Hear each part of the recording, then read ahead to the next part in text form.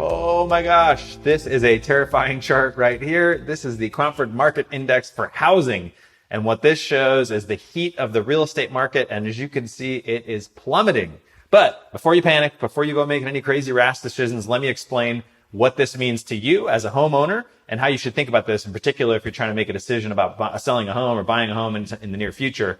My name is John Glutch. I am the team leader of the Glutch Group. And at the Glutch Group, we sell like several hundred homes a year, 500-600 homes a year. I've sold thousands of homes in my career. Been in this since 2003. So I've seen a lot of ups and downs and learned a few things along the way. So I want to help inform you, make sure you know what's going on in the market so that you can make great decisions. So let me give this context, this chart a little context here. And so here is some context. This is the Cromford Market Index, which measures the heat of the market. And I put here 2015 because that was kind of a normal year. So you can have some relative measure here. You know, a normal year, the Cromford Index is about 100. And that's about a 6-month inventory of homes, meaning homes take about 6 months to sell on average, maybe 5 months in a scenario like this.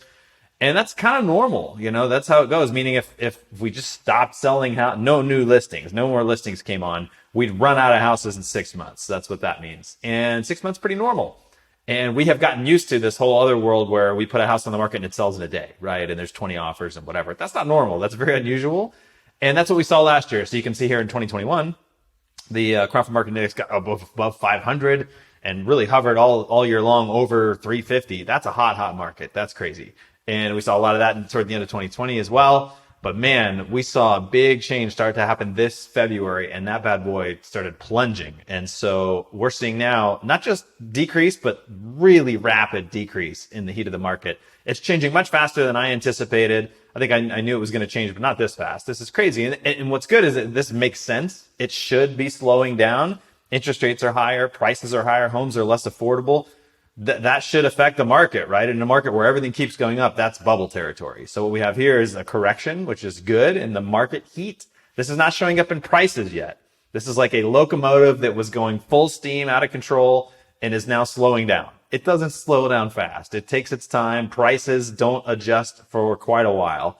This indicator is ahead of prices, right? And so this is what's happening today, right now, in the feel of the market.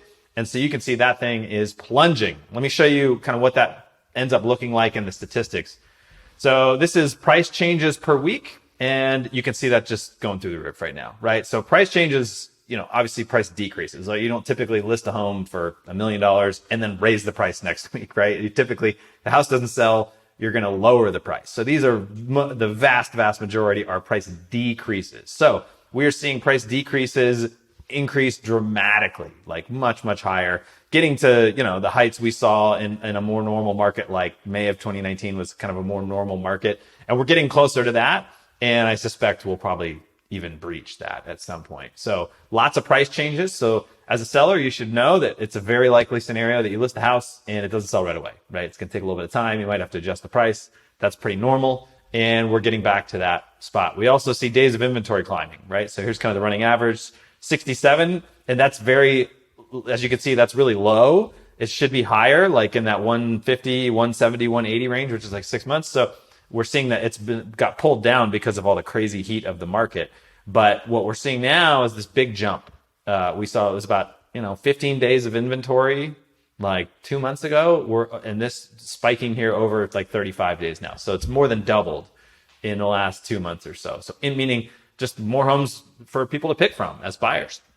So what does this mean for you as a homeowner? Well, if you're looking to sell, it's still competitive. There's still multiple offers. I mean, the index is still high relatively, right? 320, very high, but it's falling quickly, right? So it will be less competitive in a month. I mean, a lot less. Now, that doesn't necessarily mean you should sell right away. Prices are still, there's all that momentum I talked about that's still kind of built up.